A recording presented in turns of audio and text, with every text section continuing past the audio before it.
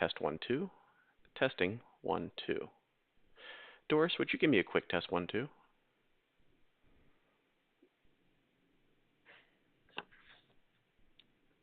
Doris, did you hear him? Perfect. I'll Yeah, even want. my computer did something crazy just then.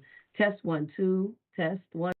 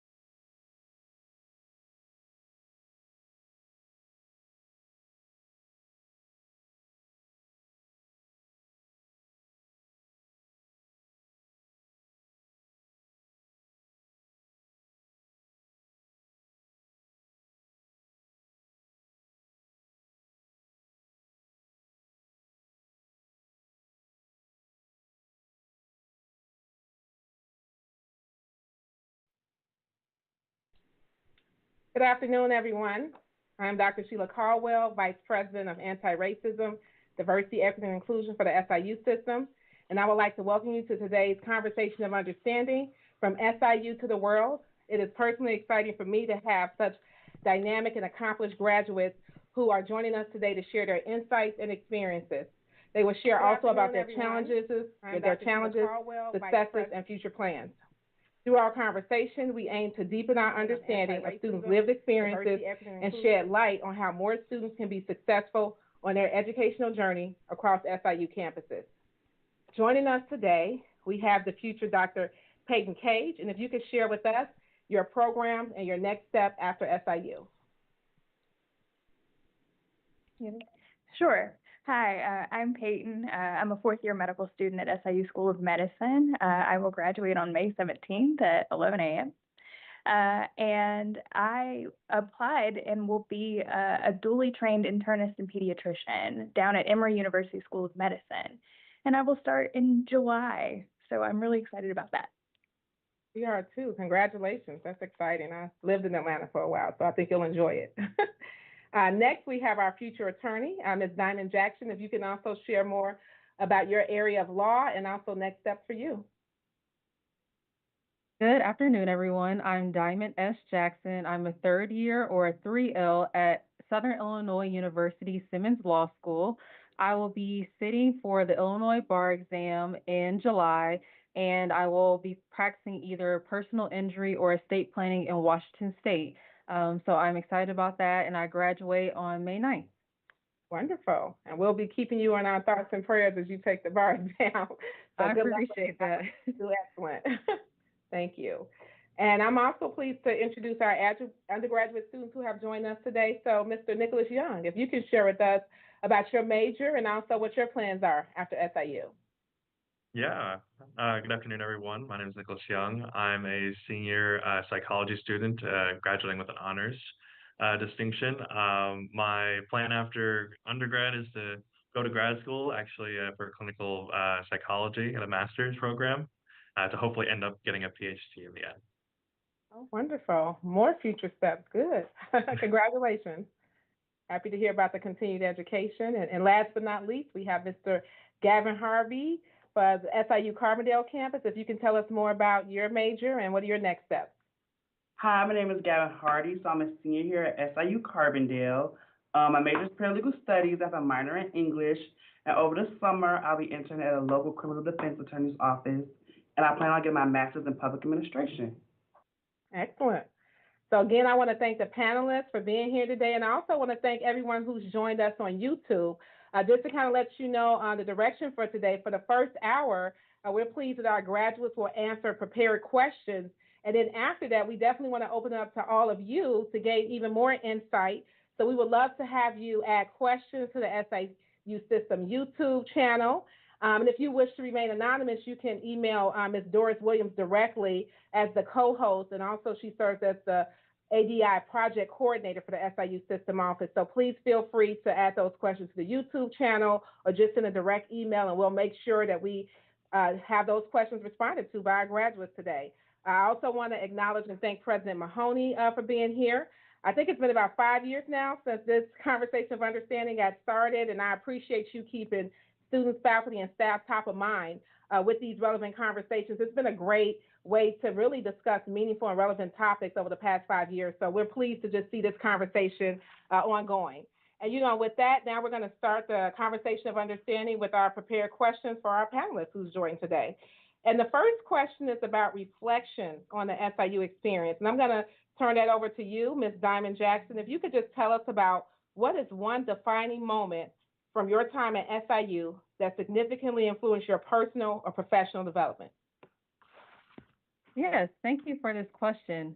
I'd say one defining moment would be when I was a legal writing teaching assistant for first-year law students, and even during my time as a 7-11 law student here at the Civil Practice Clinic, in which we did estate planning. And both of those were a defining moment because it truly showed me my personal abilities as a law student. It helped me feel confident in what I'm able to do, especially with helping students learn about legal writing, because that's no easy task, It's very different from regular writing. So being able to answer students' questions, provide examples, hold office hours to kind of help boost them forward in times where they were confused, they did not know what's going on. That really helped and was a defining moment to me, as well as in the civil practice clinic this semester. I have a license to practice under a practicing attorney, which is my supervisor or professor. And in this clinic, I've been able to work with 18 clients total this one semester, all pro bono, drafting wills, powers of attorney for healthcare and property, transfer on death instruments. And I think this is a defining moment because I'm working with a population of 60 and above, and I'm working with people that need these documents, need these drafts, couldn't otherwise get it to another law firm. It's more affordable for us because we provide it for free. And I truly learned that it's transactional. I learned a lot from the client as I'm able to do my work. And so I'd say that's the defining moment because I actually got to have real client experience that I don't think it will be much different from 6 months from now when I pass the bar and I'm able to work with clients real time. So those are two defining moments that really help with my professional development. Excellent. Thank you, Diamond. In addition to, like you said, learning, you were also serving the community in a meaningful way. As you were talking, I was like, oh, I think I need your information. You have a lot of knowledge on your belt, so we look forward to learning more from you. Mr. Hardy, if you can actually also respond to the same question, just a defining moment for you at SIU that influenced your personal and professional development. So I think one of my defining moments at SIU was I had all classes online, and I thought I can do it. I don't need no help. This is what I do all the time. I've been in class for like 3 years now, so I can do it online. I quickly realized that was not the case, and I think a lot of the times we don't ask for help. We don't like to ask for help, and I was like, well, I ain't gotta ask for help. I thought I was bigger than the program, but I wasn't, and so it really taught me a lot about myself and how to persevere and how to actually go out, ask for help, and get those from professors because that's what they're here for. They're here to help. And I didn't think I needed it, but I actually truly did need it. And it taught me a lot about myself too and how to work in a professional environment too because not all the time someone's going to be there to hold your hand and, help you. So just going to ask for help was my defining moment. Excellent. Thank you, Gavin. If I could just kind of point out that might be lesson number one of the reasons why we're hosting this conversation, because we know you all have a lot of insights to impart, to students who are watching, to the next generation, and just asking for help. One of the things we like to stress to students is that successful students ask for help. So thank you for clarifying that. And now you're here. You're about to graduate next week. So that strategy worked, right? And we know it'll work for other students as well. So the next question I would like to direct to the future Dr. Cage. If you can share with us what lesson did you learn outside the classroom that you believe will guide you in your future endeavors? I would say the biggest lessons that I've learned in medical school are being intentional with my time, as well as the importance of self-care. Medical school is rigorous. We spend a lot of time studying. We spend a lot of time in the hospitals and in the clinical space. But it is important for me to understand where my humanity is and all of that. So doing the things that make me happy outside of medicine so that I retain my humanity is incredibly important. I made a promise to myself before I started medical school that I didn't want to become a version of myself that I didn't recognize at the conclusion of this. I wanted to be an enhanced version, like Peyton 2.0. And that was kind of one of my guiding lights throughout medical school. Am I happy? Do I need to take a step back and reevaluate the things that I'm doing? Because at the end of the day, if I am concerned about getting things done and making sure that everything is perfect, then that's not being kind to myself. So I needed to be intentional about taking care of me while doing this. And I had accountability partners throughout the entire process. My dad and I watch TV like on Sunday, and I talked to him about it. And I had weekly conversations with a friend a week, and just checking in, just to make sure that I was still me and that I didn't change who I was prior to this experience. those are the big lessons that I learned throughout this process that were not clinical. That's excellent. Holistic success, right? Yeah. Oh, thank you so much for that. It takes years for professionals to get that lesson, and oftentimes when it's not necessarily things are happening in the right way, whether it be health, and well-being. So thank you for dropping those pearls of wisdom. We needed to hear that. Nicholas, if I can bring you into the conversation, and just the same question for you, what lessons did you learn outside the classroom that you believe will guide you in your future endeavors? Well, I think it's great that we start off with mental health self-care. I think that's a great segue to kind of my realm in psychology. A big thing that I got outside of the classroom was really related to the ADI leadership certificate that SIU systems offer. This is a certificate that you can do kind of co-curricularly with your academics, and you do stuff outside of the classroom at events, online workshops. There's a lot of opportunity to basically get the certificate. But in doing that certificate, I got to experience a lot of really unique and powerful experiences that have really enhanced my cultural awareness, which is really important in the realm of mental health and psychology. Just because you're going to have diverse populations you're going to work with from various backgrounds, so it's really important to create that inclusivity and those empathetic spaces for all types of people. And so it was some of the big ones that I remember was a Palestinian poetry night by Zina Assam, and she's an incredible writer, poet, and it was just really great to hear some of the stuff she had to present. I also did some work with Interfaith America, and basically talked about the biases and lens of Islamophobia and other kind of topics.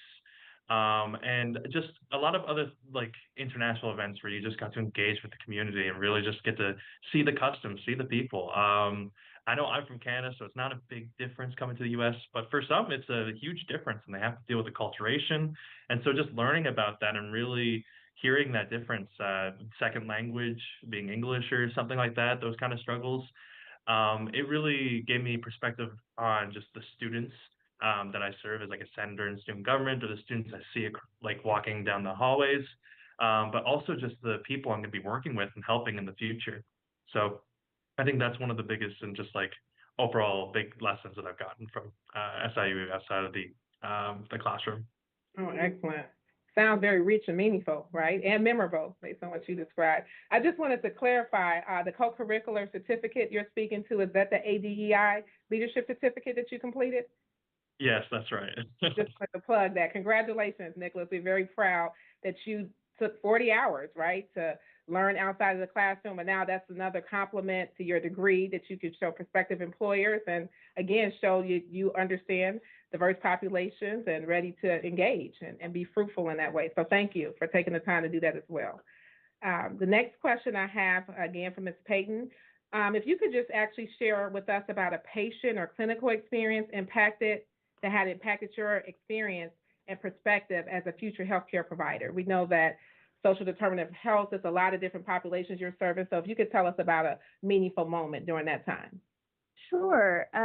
There are two experiences that I've had throughout my medical education that have kind of shaped who I will be as a physician. And one is run through our Department of Equity, Diversity, Inclusion. It is our Health Depots program, which is delivering equity places outside of traditional settings. And in that program, we go into churches, we go to the state fair, we go into our schools, and we provide health education.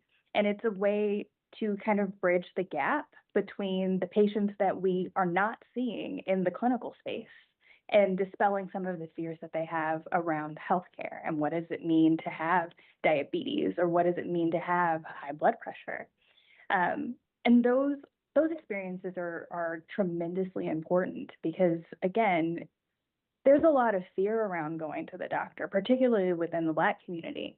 Mm-hmm. There's a lot of fear about people finding things that are wrong and getting or receiving bad news in the clinical space, and being able to put a friendly face with a physician and being able to have these encounters and say, hey, it's not so scary. We're not here to scare you or to give you bad news, but what we want to do is empower you with this information so that you can make better decisions and so that you can decide what is sustainable for your life. That has shaped who I'm going to be as a doctor. Secondarily, through our Department of Family and Community Medicine, we have a student hotspotting program where we work on interdisciplinary teams. So it'll be like a medical student, a nursing student, social work. It will be dietitians and law students if we're down in Carbondale, actually. And we bridge the divide with patients who may have complex medical or social needs. A lot of the patients that I worked with had complex social needs. They didn't have stable housing. They didn't have access to food. And the job of our team was to help that patient like set goals for themselves and then help them meet these goals and find ways for this to be sustainable for them and not necessarily paternalize or just give them the tools, right? I think that this was formative for me because I think that it's the privilege to have a medical education, and sometimes we lose sight of that. And to see how our patients are interacting with the healthcare system is imperative. Sometimes for some patients, just asking a question can be hard, and giving them the space to voice that and giving them the opportunity to write down their questions and discuss them with us after that encounter has been transformative for some of the patients that I've worked with. I think that these experiences will make me a better doctor and help me to meet patients where they are, instead of having them try to come to me and just not necessarily always understand. And it improved my communication skills tremendously. I can say that. So, yeah. Excellent. And that was rich with a lot of things, but as you were talking, I was thinking about Diamond's comments too. And I mean, when we just think about society, being a medical doctor, being an attorney, those are like two of the most highly esteemed professions. And what we have heard both from you all is that you all have, in a lot of ways, it's not all glitz and glamour. You're humbling, right?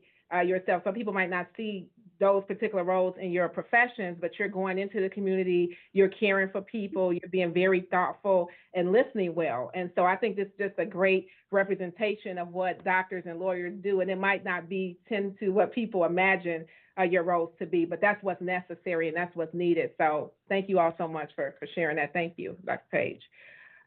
Next, I want to ask Nicholas, we heard from the medical perspective, if you can share as an undergraduate student, like maybe a class or an internship that has shaped you and what has been most meaningful in your academic journey. Yeah, there's definitely been a lot of experiences that I'm very thankful for that the SIU system in general has just given me. A specific research opportunity I had was with the Robert L. McLaughlin Honors Academy that we have here for the psychology department, where you do a field study, you do an independent research project similar to a master's thesis, but at the undergrad level, you get a chair and like a committee and everything for it. And then you also work in a lab.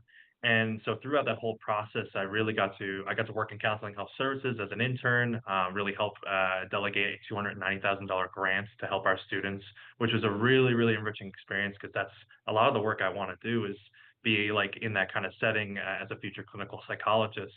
And so that was really, really great. And then in the lab, I got to present information at the MPA Midwestern Psychological Association conference this year, which was really great, talking about academic stress, caffeine use, which was highly correlated, which was a little alarming because I see everyone drinking caffeine or using energy drinks or even pre-workout and just like at alarming amounts. And it's a kind of like a causal cycle that kind of just keeps intertwining itself. And so that was really great and interesting.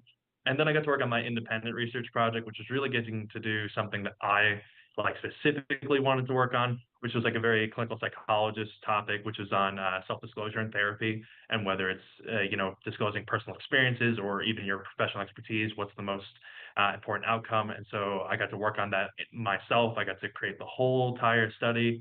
I got to run all the stats myself. I got to write a whole paper. I had to do a proposal and a defense, all these kind of things that really are helping me for graduate school. It's really setting me up for success in the future. I got to present it at the Midwestern Psychological Association conference as well. I actually presented it at the annual PsychHiP presentation and won first place. And then I'm also going to be presenting it at our Psych Expo later this week, and then this weekend at ILLOA, which is going to be in Macomb, Illinois.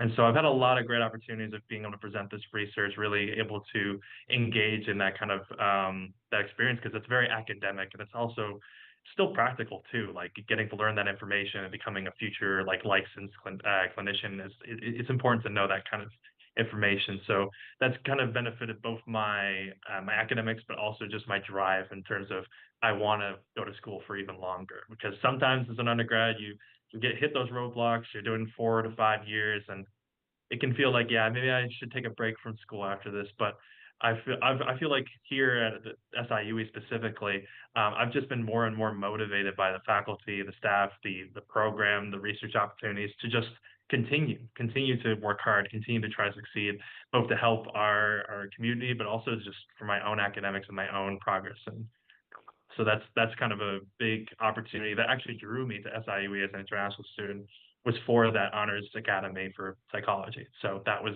really, really great to see that it lived up to its name, and all many more things as well. Thank you, Nicholas. We appreciate the details. Like you said, a lot of those experiences, I could actually say I didn't have access to some of those experiences until I became a grad student. So I'm very pleased to see that you had your appetite and now you want more. So that's kind of the second lesson I think you shared today. Keep going, right? We want our students to keep going and keep advancing in their academic journey. So amazing. Thank you. Before we get to the next question with Gavin, I know we have some great questions already on the system YouTube chat. So I would just encourage you, as we're learning from our students, please keep the questions going. And at about 1 o'clock, we'll have an opportunity to dive into questions directly from our audience. So we appreciate you being here today. And Gavin, as we keep the conversation going, if you could just share with us, how have your career goals evolved during your time at SIU, and what influenced that shift? So what did you start and where are you now? Oh my God, it's been a whirlwind of things. I wanted to major in everything at one point. But when I first came to SIU, I actually wanted to go into nursing. And when I was in high school, I worked at Northwestern as a pharmacy technician. You know, the pandemic happened, and I was like, hold on. I don't think, like, I could be one of those people. And congratulations to you, Peyton. You can put your life out for other people. But I was like, let me take a step back. I can't work in the hospital 20 hours. And so my pipeline was kind of like, well, how can I help people? And so I want to go into law. But there's really no major that really prepares you for law school. You can do anything. And so I found the paralegal studies program. And through that program, it's helped me realize that everyone out there, no matter the gender, race, age, they need help, they need guidance, and the laws that we have in America affects them. And so over the time at SIU, I've taken different classes from, you know, bankruptcy to family law to elder law, and I want to do a lot. And so as I wanted to transition into going to law school, which I thought I wanted to do, I was like, what else can I do? So I started looking into the Masters of Public Administration and how I, as a community leader, can help people. And how does the policies impact people, and how does the things we make help other people? And so I want to be a nurse at first. So now I look back at it and was like, dang, I really made the right decision. After all those changes and after all those, you know, little areas that I'm able to sit in and look at, I'm able to help people and I'm able to do what I like doing without all the rest of the schooling. But yeah, I really feel like everything has changed for me in a good way too.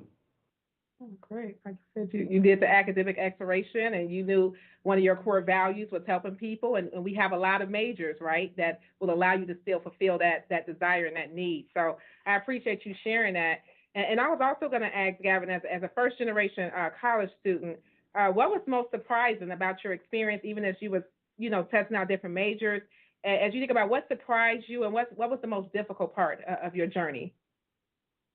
I would say the most difficult part of my journey is looking at other students who have been at SIU 3-4 generations, and they already had it down packed. They knew where they were going. They knew what classes to take. They knew all of that. I knew none of that. I can ask my parents, you know, what classes did you take when you went to SIU? Or even talk to my parents about the issues I have just going to school as a first generation. They didn't understand. But one thing I really did like about SIU is that there was somebody here in every department and everywhere to help you. If it was from financial aid, if it was from advising, if it's just from housing, there's someone here to help you and guide you. And so I think as first generation, we kind of get scared of going to college and, you know, we see the financial thing and we're like, oh, we're just going to be another, you know, person with millions and thousands of dollars in student debt. But that's not true. You know, they have programs here to help you and to really guide you. And one thing I found great is in my current position now, I work for CPS Scholars in the Saluki Succession Initiative.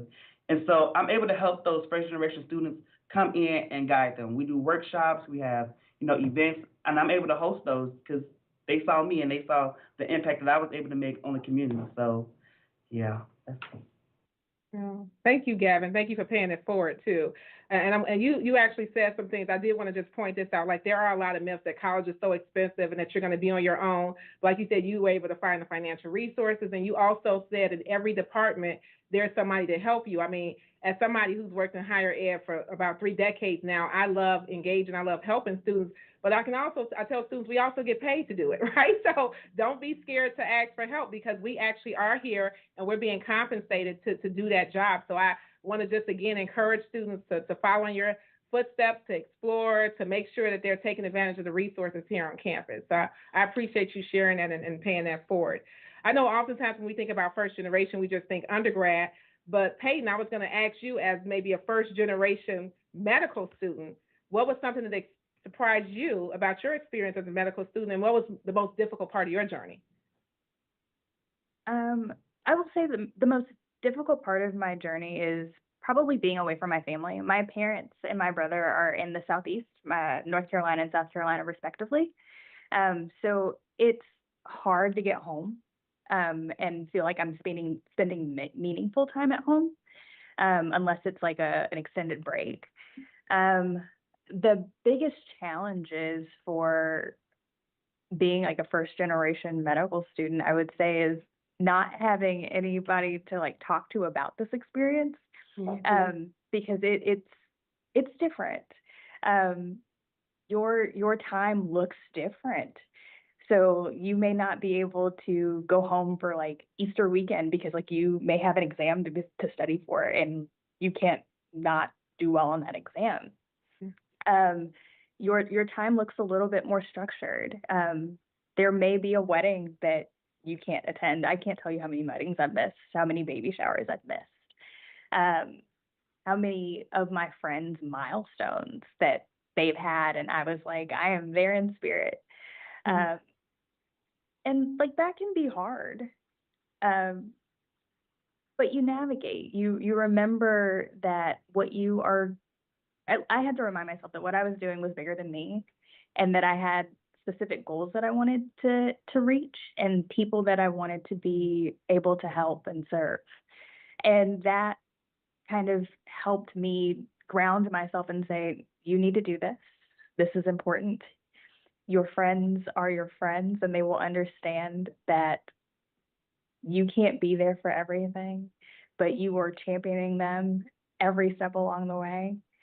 And when it got hard, like those same friends still called and they still reached out and they said, you're doing it. I know that I can't be there to support you every single time and physically, but I'm only a phone call away. And keeping the people in your corner who want your success just as much as you do matters, because like there are days where it does get hard and like you lose confidence. But having people in your corner who just want you to be successful, either here on campus or personally, that has been so invaluable to me. I've achieved so much because what others thought I could do, and it's just been a remarkable experience. Thank you. And that's another lesson. Everything you said is just You talked about sacrifices that you had to make, right? I'm sure it wasn't fun to miss some of those experiences, but it was necessary for you to be successful in medical school. And then also just surrounding yourself with a tribe of people who are going to affirm you, support you, and who want the best for you. Like we don't talk about that enough, but that's also a recipe for success, whether it's undergrad or medical school. So thank you for sharing that. I saw you shaking your head, Diamond, as Peyton was speaking about just some of the baby showers and experiences that she missed. And so I just wanted to ask you, I mean, I know it's sacrifices is also rewards, but can you share about a time during your SIU journey as a law student where you felt like giving up? And you didn't give up, obviously, since you're graduating in a few weeks, but what helped you persevere and push through those times? Yeah, so I feel like one of the two moments that stick out to me was my first year, the fall semester, and last year during my spring semester of my second year. During those times, I felt really overwhelmed. Imposter syndrome would sink in. I'd really be in my head, and I kind of felt discouraged, right? Whether it be after midterms, maybe not doing as well, or just reading material, going to class, and just not understanding. I felt like, maybe this isn't for me, or I should be doing something else. And I persevered because I would go back and look at old photos, well, even like on social media, whether it's Snapchat or Facebook, I'll have memories pop up of the times before I was in law school. And particularly, there's this video that came on my phone, popped up on my phone, and it was when I was studying for the LSAT, the law school admissions test, which was a hurdle in and of itself for sure. And I watched that video and I thought back to where I wished and I prayed. I would get on my knees and pray heavily to be in law school where I was at that moment. And that helped propel me because it's like you pray for this moment and now you're living the moment. And I also didn't have a backup plan because I knew it was law school or die, right? So those were times that helped me persevere was remembering when before I was in law school how bad I wanted to. And by the second year, it's like, well, you have 1 year left, you're over halfway done, you're almost at the finish line. And if it wasn't meant for you, it'll be present, right? And it was really stress that would blindside me into thinking that I wasn't supposed to be there. Hearing maybe classmates vent or talk about their frustrations kind of rubbed off on me. I will also talk to students that were a year ahead of me and kind of ask them how they persevered, right? How they're able to get through those moments. And so that's kind of how I was able to persevere, was to remember my why, remember that this is all temporary. It's just 3 years, and the 3 years have truly gone by fast. And remembering that on the other side, I will be done with school forever. And so this is a temporary obstacle to get to the reward, which is now in the 2 weeks graduation. And so it was well lived. And I thought about the growth I had seen from before I started law school until that moment, and me growing as a person and starting to really understand the law, starting to have a nuance and changing my perspective of how I view situations and even how I interact with people. That was how I was able to persevere and make it to where I am today. Amazing. Thank you for that, because we know that we don't always talk about, when we wanted to give up and not, persevere, but you sharing those tips.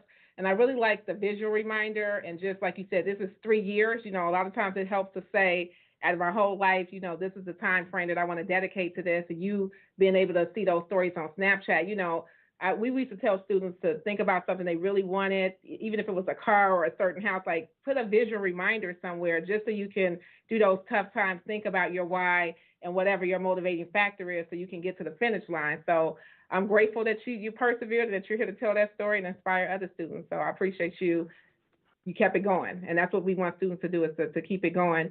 Earlier, we heard about, I think, Gavin, you mentioned just people who helped you in every department. So if you can think about that, was there a specific mentor or advisor or even a peer who had a significant impact on your journey, and what did you learn from them? So I would say the two individuals here at SIU that have really helped me and really championed for me are Miss Stacy Saunders and Miss Victoria Taylor from the TRIO Student Support Services. At first, I knew nothing about it. I didn't know what it was. And when I signed up, we had peer mentoring, we had academic coaching, and I kind of felt like at one point in college, I was like, at my lowest, and they were both licensed, therapists. And I had went in there and talked to Miss Stacy, and she always tell me, you have to be great.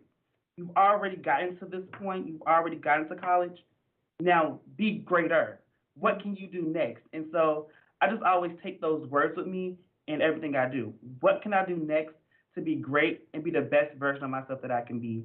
And you don't find people like that everywhere. You don't find people that really want to champion you and support you. Anything I needed, whether it was from, having a conversation with a teacher, I didn't know how to navigate. They were there to help. They were also first generation college students as well, so they knew the game. They've been in Carbondale, for a long time, so they're pillars in the community. And so there were two great people that to this day and even beyond college that I will remember that helped me and really championed me. Excellent. Thank you. Can you repeat those names, Gavin? Victoria Taylor and Stacy Saunders. Thank you, Victoria and Stacy. We really appreciate you pouring into Gavin, and we want to thank you because we know you've done it with so many other students who aren't here today to say thank you. So we appreciate just all the investment that you've made into our students, and that's what it's all about. So thank you for sharing that. Nicholas, I want to ask you the same. Is there a specific mentor, advisor who's really poured into you and helped you on your academic journey?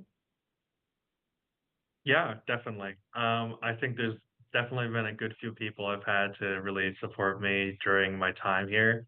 I transferred in my junior year, so I've only been at SIUE for 2 years now. But in that time, I've had to take a lot of courses to catch up and graduate on time. I also just had I took a pre-law minor, so I definitely understand that law it can be daunting, especially when it's not the law I'm used to. So it was very much some hurdles happened during that process. But during that time, I had both the staff at the Lovejoy Library, which is where I work, and also some of the faculty members in my department. Specifically, Dr. Laura Paolo is one that comes to mind. She's one of the clinical psychologists, professors in our department, and I've had her as a professor for physiological psychology. I've had her as a faculty mentor in lab. She's also been the faculty advisor of Psychology Club, which I was the president of this year. And she's also a committee member on my independent research project. So she's been really integral into all of the success that I've had here. And when things have gotten a little tough, when I've started questioning the future, because sometimes grad applications don't always go the way you want it to, you will hear some negative feedback. And that was a big hurdle for me. I was so excited to go to grad school, but I transferred in my junior year and I wanted to do psychology, and I didn't get all the stuff I wanted by the time I was applying, but I have it now. And so the places that I reached out, a lot of them said no, unfortunately. And that was a big, difficult kind of roadblock for me. Was I don't want to stop. I want to keep going. Luckily, it worked out, and I got a master's program. But during that time, I had Dr. Laura Fowler really be there for me, and also Dr. Maggie Polk. She's another professor. I'm TA for her, as well as she's also another advisor for Psychology Club, and she's really helped me just in navigating kind of what comes next, but also just kind of giving me the support day to day, because sometimes it's a lot on your plate, but even just being able to talk about it, kind of like what was mentioned before with Peyton, just being able to talk about it, whether that's with faculty, whether that's with friends, and with friends, not a lot of them knew about psychology or don't know a lot about it, so it's kind of hard to talk about that. And of course, obviously, a lot of my friends are undergrads or working, so they don't really have that graduate level kind of mindset where they don't know why I'm doing all this, why it's so important to focus on all the things I am. So it doesn't seem as big to them. So it's good when I can talk to someone who's been through it, talk to someone who also is an expert and understands how to get through it. And it's just really, really great to have that kind of support. So yeah, I definitely think that. And then the people at the Lovejoy Library have been great as well. I get to help all kinds of students there, whether they're talking about research, kind of where can I find the archives for this kind of project, or some research that can help with this, or just some of the resources we give, like rental laptops or that sort of thing. Being able to help people there has been always great. But the staff there have also been really supportive, because sometimes I come in, it's been a long week, I'm very tired, exhausted, just did like a law exam and then also a psychology exam, and I was just stressing about my research project, and so I'm just there, and they see me and they're like, you know, you're not smiling like you're normally doing all the time. It's like I can tell something's been up. Like, do you want to like talk about it? And I'm like, yeah, like it's just been tough, and the fact that they even just asked and they noticed, it really means a lot. And so that's the big thing about the SIU systems, like specifically SIU, because that's my experience. But it's just that the people here, those who are employed, both faculty, staff, just everyone that's on campus is here to support you. And so it's been really, really great seeing that paid forward both in my department and outside of my department. So it's been really, really, really thankful for that. Mm. Excellent, Nicholas. A lot of good perspectives from you. I appreciate you sharing how, you know, you had to persevere even to secure a graduate, you know, spot, and just how you had different people supporting you. You mentioned peers and coworkers and faculty members who have been instrumental in your success. And one of the things I wanted to just say, when we look at researching the data, it actually shows that a meaningful relationship with a faculty member, not just in college, but they show the benefits of that throughout a college graduate's life. So I'm really pleased to see that, you know, faculty members, we know that they are very involved. And I actually want to take a moment to thank them for all of their work. Like I said, a lot of people might not be here to give them their flowers, but we know that they are game changers. Staff members are game changers when it comes to student success. So I just wanted to thank everybody for all of the efforts and the work that they do. And they always may not receive a thank you, but this is the time for them to give their flowers. So I appreciate you all mentioning specific names and communities who've helped you endure and persevere in your education journey. We have a few more questions before we get to our team members who join on YouTube. And I would like to go to Diamond and just ask, like, what is some advice? We've heard some really good gems and nuggets, but what is some specific advice that you will offer to new SIU students who are just beginning their journey, whether it be overall or even in law school? What would you share with them to help them get to your point today of graduation? I would say a few tips of advice is to be open-minded, not only in law school, but also when choosing a major, or even if it's just going to law school in general and think you want to do a specific practice. Be open-minded because you may have listened to other people, their journeys and what they practice, or you may have interned at a law firm or at a place of employment where you think that's where you want to go, but you have yet to learn, which is why you're going to school, right? And so if you're going to law school, be open-minded to the various practice areas that you can do, whether it's contracts, whether it's criminal defense, whether it's personal injury. The sky's the limit. And that's what helped me going in and being open-minded and taking courses that I was interested in and those that I knew could help me and be foundational, help me out. And listen to other people's advice, but also do what works for you, right? You know your journey, you know yourself. So take other people's words of wisdom, but also apply what you know works best for you. And don't get blindsided in thinking, oh, well, so and so didn't do it that way, so I can't. Stay open minded and be true to yourself and listen to yourself and your body so that you are then propelling into a career that is rewarding for you and not something that you think works best based on what someone else told you. Well said. Thank you. That was excellent advice. Gavin, what's your perspective on that? Like, what is some advice you would give to first generation students who are entering SIU? What are your thoughts? Two things, and they may just sound so cliche, but they're really true. The first thing is take care of yourself. I didn't think before I got to college that I would need to go to therapy or that I would need some type of counseling, but it's beneficial for everybody, no matter how big or how small the problem is. Take care of yourself first. And then the second thing is step out of your comfort zone. So I'm from Chicago. My first time having like a real s'more was in the woods here at SIU. My first time going hiking was here at SIU.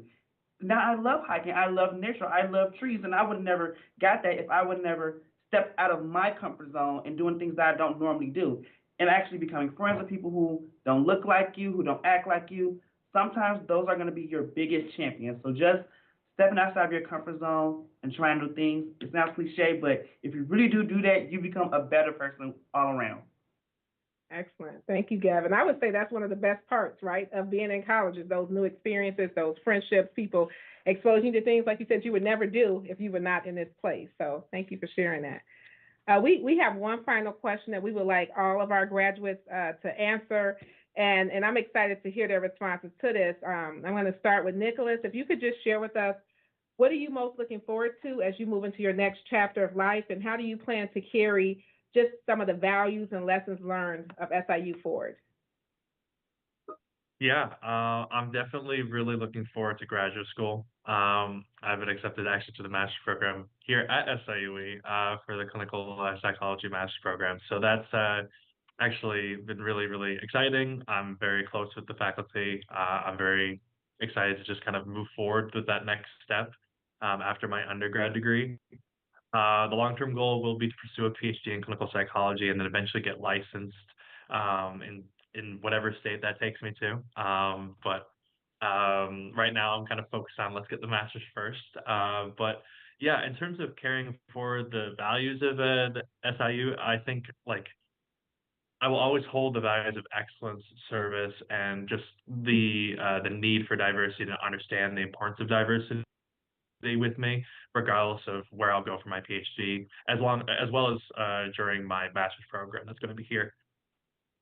And I mean, I still plan to stay involved on campus, to be part of the mental health initiatives, and to really advocate for all the things that kind of been said, like self-care, maybe not as severe therapy like consultations, like just things that people like the day-to-day person can still do to benefit from, whether that's the teletherapy or a chat kind of room thing, rather than going into an actual clinic or something like that, which might be a little daunting. But or also just breaking down the barriers of why that's daunting and trying to help people get into there, because it's not as scary as it might seem. Like Peyton was saying with some of the doctors and stuff. Like when you're going in there, it can seem a little intimidating, but it's really they're just there trying to help and they want to support you. They want to see you just in a better place, and they want to give you that advice so that you can make the best decisions, empower you.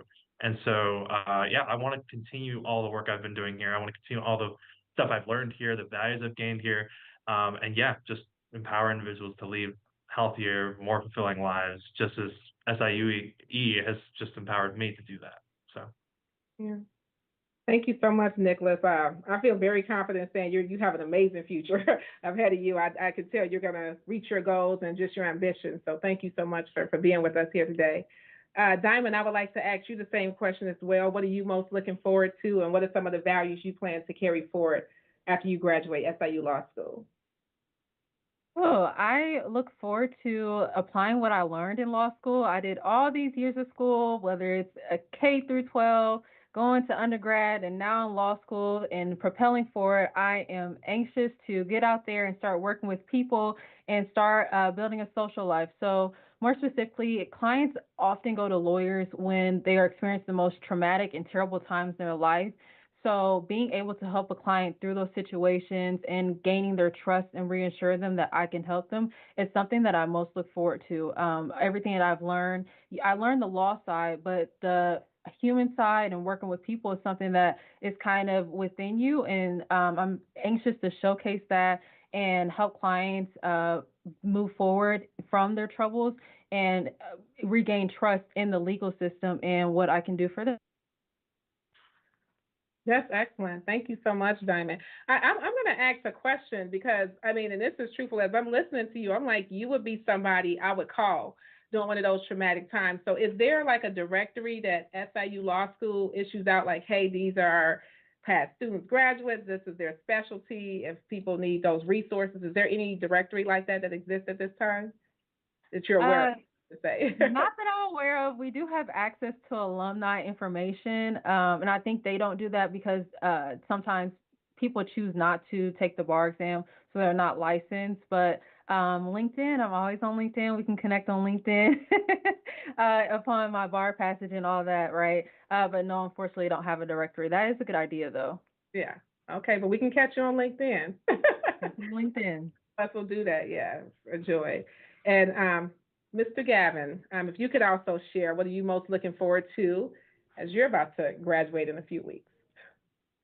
A break, finally a break. But so in the fall, I'll be starting the MPA program here at SIU Carbondale. So I'm really looking forward to that. And I'm just looking forward to becoming a pillar in the community. You know, another reason why I want to go into this program is like education.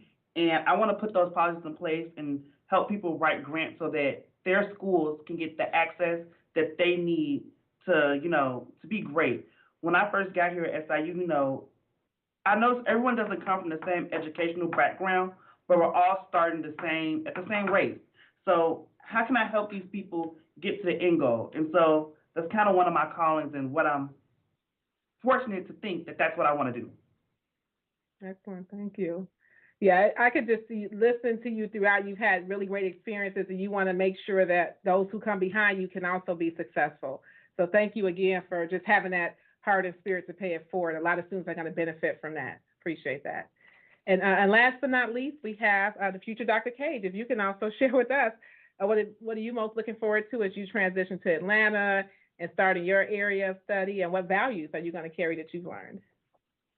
I think the biggest thing that I'm excited about is starting my new program. I will be training at Emory University School of Medicine in their inaugural Med-Peds class. And I think that that presents a unique opportunity because I will have the ability to create and collaborate with our program directors and our faculty about what our culture should be, and emphasizing the importance of equity, emphasizing the importance of diversity, and emphasizing the importance of inclusion within this space, specifically in healthcare, because it does have implications on people's health, is important. I'm excited about starting a social life, as Diamond said. This has been a long time, and I think that Atlanta is going to be a very fun place for me to try to embark upon that.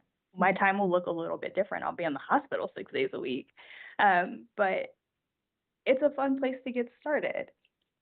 Additionally, I'm most excited about being closer to my family. Again, my parents are in North Carolina, and it's a 14-hour drive from Springfield to Charlotte, and now I'm just going to be 3.5 hours away. So that's ideal.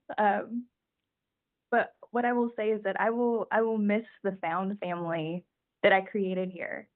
I've had so many people pour into me. Dr. Elamine, Dr. Smyer, Dr. Hurst, Dr. Adrizi, who's our Dean of Student Affairs, Dr. Clayman, who is our Dean of Education and Curriculum. They've all instilled in me things that I didn't know that I was necessarily capable of to pursue this next step, to be in an inaugural class for a residency program. I don't know if I would have taken that chance had I not had the experiences that I've had here at SIU. And it's truly been a phenomenal experience for me.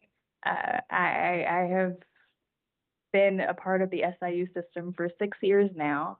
I'm a proud MEPRIP alum. And I think that what the SIU system has created in that and showing that commitment to increasing the diversity specifically within medicine is something that should be highlighted globally, because you are doing the work. We are doing the work here. And that is remarkable. It's truly allowing people to bet on themselves, and then the system is putting their money where their mouth is and saying these people can do it. They are just as equipped. They are just as prepared to handle whatever you put in front of them. And SIU took a chance on me, and I really, really appreciate that, because I don't know if I would have gotten here otherwise. I'm positive, because that was very meaningful. Yeah.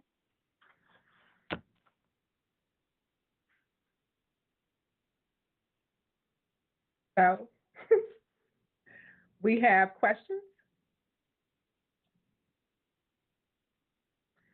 And the first question is, what made the students choose their respective SIU campuses? And I'm going to ask each student to respond to that. And I'd like to start with you, Nicholas. Of course. One great question. I think a big thing for me was definitely the psychology program itself. It very much was the fact that there was that opportunity to do such like grand research projects, the opportunity to do all these kind of like experiences that really um, enrich like your abilities to succeed in this field because um, to get into a PhD for clinical psychology, the rate is lower than med school Mhm. or law school. It is very, very selective. And so it is very difficult to make yourself stand out in a way. And I'm sure that the two people here who now have been med school and law school, I'm sure that they know that it can be difficult to try to make yourself stand out in a way. And then when you're there, it's also very difficult because of the fact that there's a lot you got to take care of. You got a lot of things you got to do. And then you have to try to balance a social life and academic life, just everything. And so it's really like the fact that here at SIUE it's given this specific honors distinction, this honors academy kind of experience that not a lot of other schools can or do give is really a big draw to why I came here initially. I think as well, there's just a lot here at the Edwardsville campus that is just so beneficial for students. We have the Kimmel Blanc Engagement Hub where you can do research programs like emerging leaders like sessions or elite, which is like emerging leaders total experience, like a weekend cohort thing. And I was part of both of those, and those were really monumental for me to build the confidence to start stepping up to get into like as a senator for student government, to go to the Capitol as a part of Cougars in the Capitol, to do all kinds of events and just take the opportunities that were here. And when you do take care of the opportunities that are in front of you, you realize there's a lot of stuff. Actually, there's so many opportunities that I wish I could have taken more, but I just didn't have the time. I'd have class at the same time, or sometimes I'd actually have to get something signed so I can miss the class because I just know that I can make up the coursework, but I can't make up that event or that opportunity that I'm just being given into once time that I need to go to. So it's really like you have all of these opportunities to just grow outside of the classroom, to grow as a person, to engage in the community, to meet new people. And it can be a little daunting because when I first came here, I wasn't a part of the cohort for the graduation in 2025. I was a junior transfer, so it wasn't like I knew the people. It wasn't like I was around the area. But the thing was, once I started getting involved, when I started getting a little uncomfortable and I started getting those like, you know what, I can do it. I'm gonna get involved. That's when I started meeting my people. That's when I started really growing in a way that I wasn't expecting when I first got here. But I am more than happy that I did. So while I chose this school specifically for the psychology program because of its reputation, because of its accomplishments, and because of the opportunity to go on to do more education as well. Um, and then, of course, the faculty advisors, all of them are great. But I didn't know that until coming here. But basically, it's also, I highly recommend if you're choosing Edwardsville to also know that you have resources that are geared towards you. Like we have bicycle renting if you want to just bike around Edwardsville, which is great. If you don't have a car, like an international student, that's a great opportunity. Or the fact that we have like tutoring sessions so you can get help with your courses and everything. And we have a really active counseling and health services center. So it's like you have all the support that you can possibly get as a student. It's just that you might not be aware of it until you're here. And so, yeah, big thing was academics that pulled it, but I think that there's so much else that should be a part of that decision that I think that Edwardsville offers. And I think I'm very fortunate that that was part of my experience. Excellent. Thank you, Nicholas. We really appreciate the insights from multiple perspectives. And what I really appreciate what you said is like you chose the right campus, but then you also had to stretch yourself, right? In order and get out of your comfort zone and really to benefit from a lot of the people and the resources and the opportunities that you had. So we really appreciate you highlighting both of those efforts because again, that's what students will need to do to be able to be successful in the future. So I appreciate you sharing that. And Diamond, if you could share with us why you chose the SIU School of Law as maybe other opportunities you had. So I am originally from Springfield, Illinois, born and raised. And so I grew up knowing a lot, and I do mean a lot, of SIU Carbondale alumni. And so I applied to law school during the pandemic, like right after the pandemic. So I was in Springfield working, and SIU was the most cost efficient option. There are other law schools around, but essentially, I think you're paying for the brand when you get above a certain amount. And we're all going to get the same degree. So it's like, why not go to SIU? I already know what they're capable of executing, what they're capable of executing, the type of people that come from there. They're all great. They're all excelling in their fields. And so I chose SIU for that reason. It's kind of close to home. So if I can come home, it's like 2 hours and 45 minutes away. And I really love the small knit class sizes. Carbondale is not too big. It's the right size town to focus, especially for law school, versus being somewhere in Chicago or St. Louis, a larger city where there are more distractions. But mostly the brand spoke for itself. People that experience SIU, talking to them and being able to just hear their great experience and their memories and how a lot of them still go back made me choose SIU. And I'm so glad I did. And I'm proud to be soon a SIU alumni. Excellent. Thank you so much for sharing that. I know you mentioned close to home, but you know a lot of alumni, and we just have a history of success, right? So you're able to point to all of these people and say they're successful, and you can follow in their path, and now you're a trailblazer as well. So I appreciate you sharing that, Diamond. We're going to go to Mr. Gavin. If you can also tell us what made you choose SIU Carbondale. So it's so funny. I tell people I think SIU kind of chose me. So I was not gonna come here at first. I just knew that I was gonna go to a school that was 14 hours away. I was gonna be away from home. I was gonna start a new journey. But for some odd reason, my high school counselor was talking. He's like, just keep it as a safety school. I know that's not where you want to go. Just keep it as a safety school. The summer came. I was just registered for classes, and I got here. I was like, it's kind of cool. Like, I kind of like it here. I saw armadillo walking across campus. I was like, okay, like it's naturey. Like, this is not what I'm used to. You know, it's cool. I like it here. So I kind of think it chose me, even though it wasn't my first choice. But like Diamond said, it was costly. As first generation, you know, not only sometimes you have to go into debt, but your parents have to go into debt too, just for you to go to school. And I didn't want that. So it's been a great experience. I'm glad I chose it. I wouldn't trade it in for anything else. Excellent. Thank you, Gavin. So I hear the affordability piece was also something that was positive for you to be able to kind of get a quality education and, like you said, not have a lot of debt for you and your family when you completed the process. So now that's excellent. A lot of students come for that as well. So I appreciate you sharing that. And last but not least, we have, again, I'll talk to future Dr. Cage, and don't make me cry this time. I said it earlier, but I am a MedPrep alum. And I had the option to leave SIU at the conclusion of my MedPrep journey, but I chose to stay here because I am a firm believer that you don't ditch the people who brought you to the dance. So I stayed, and it was probably the best decision I've made. Our class sizes are small, and I've truly felt that our faculty invest in us. They want to see us do well. Our medical school is a global innovator in how we look at medical education. I genuinely think our medical students are healthier than most medical students. We are happier than most medical students, just because of how our curriculum is structured. We do not place emphasis on letter grades. We are looking at, are you meeting the expectation of what it takes to be a physician? And that is important because it alleviates a lot of stress, and it's better for our mental health. Our faculty want us to be humans. Like, we have an entire medical humanities curriculum that focuses on us not becoming jaded and becoming burned out with what we do, because we see hard things.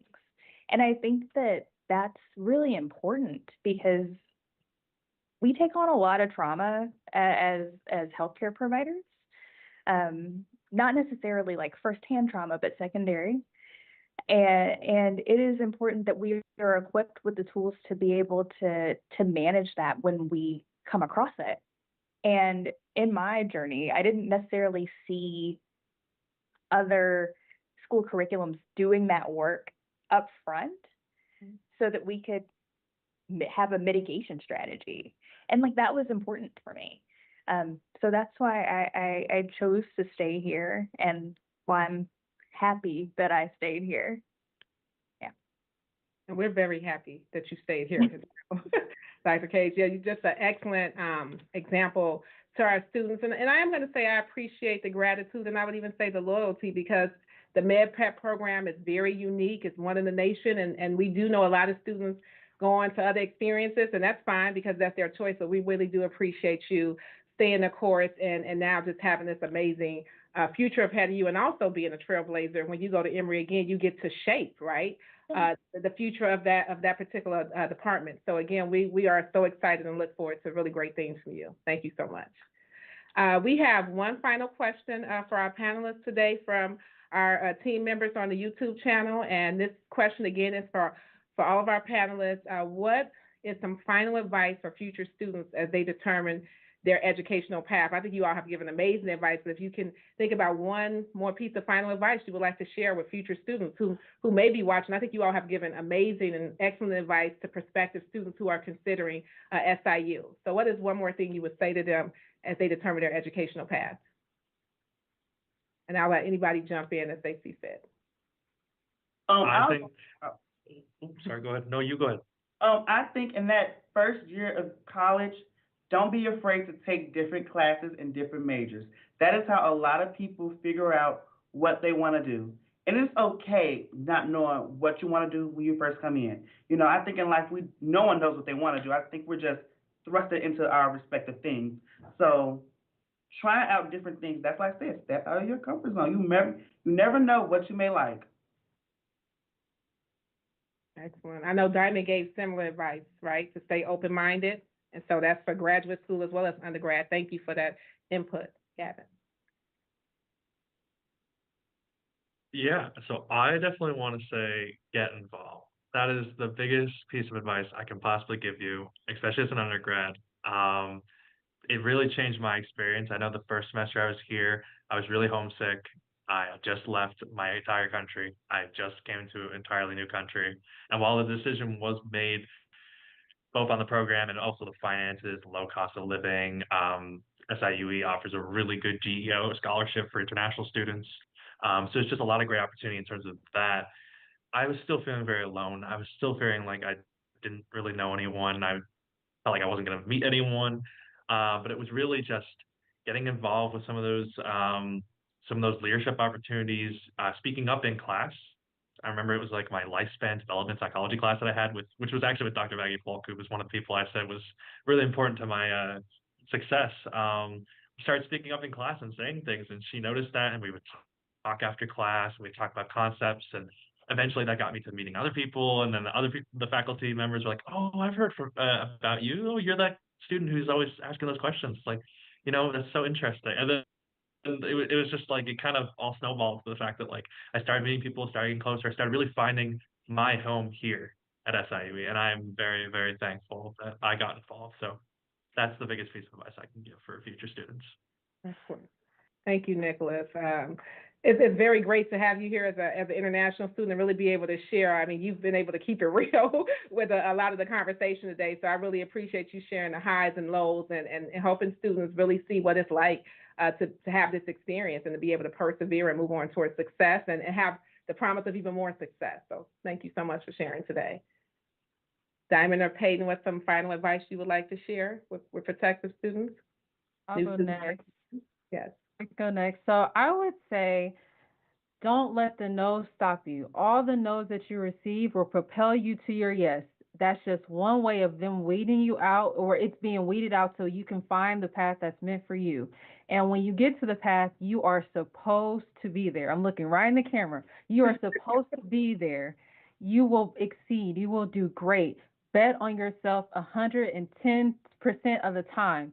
Always believe in yourself. Remember your why, and you will keep going. You will propel. Remember why you're taking the path that you are, and go there and be great because you are meant to be there. Don't let anyone else tell you that you can't because they're likely projecting because they don't believe in themselves. But you can do it, and you will do it. And we look forward to seeing you be a leader on the other side. Excellent. Thank you. We're going to carve that out, and we're going to That's going to be our promo for all new students. That was wonderful. I did want to just quickly go back to something you said in the earlier comment, and even as it aligns with what you just said. I think it's important because you talked about doubt. You mentioned imposter syndrome earlier.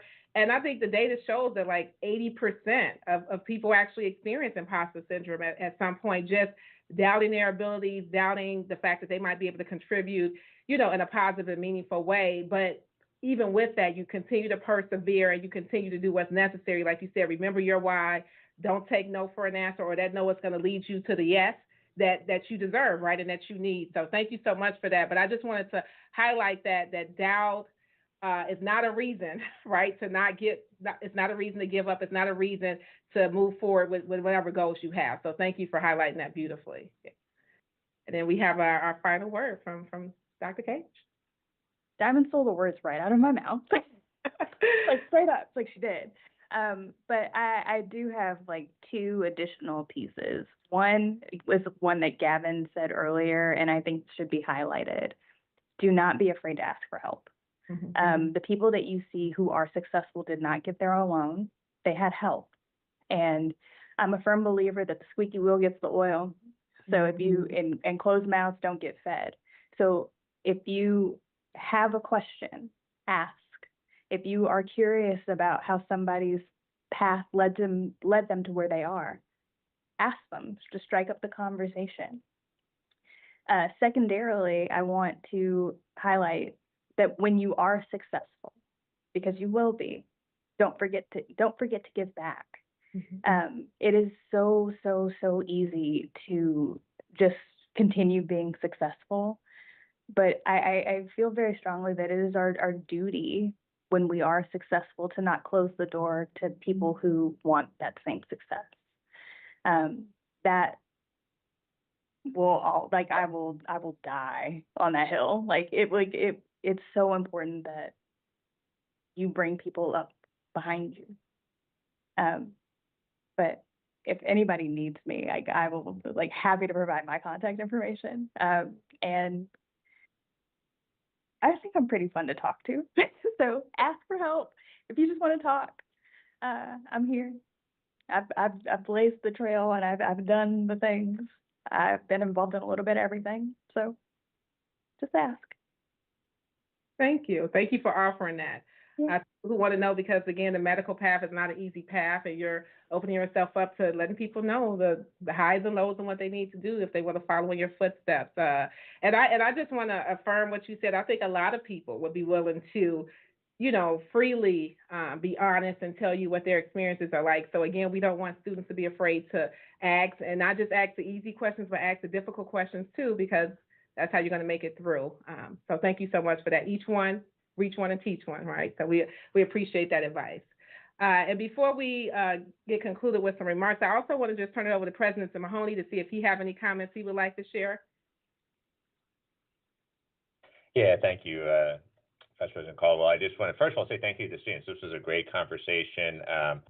Really appreciate the advice that you gave. I will tell you, it's almost identical in many ways to the speech I give to incoming students about getting involved, ask for help. All of those things are things I say, but no one ever listens to me because I'm the old guy. So when they hear it from one of their other fellow students, it comes through much clearer. Just had this experience with my daughter. We tried to convince her that a job in sales would be good. She never listened to us until a recent alum told her that that'd be a good job, and that's the job she got. So it's often from people like you that students will listen to you far more than they'll listen to us.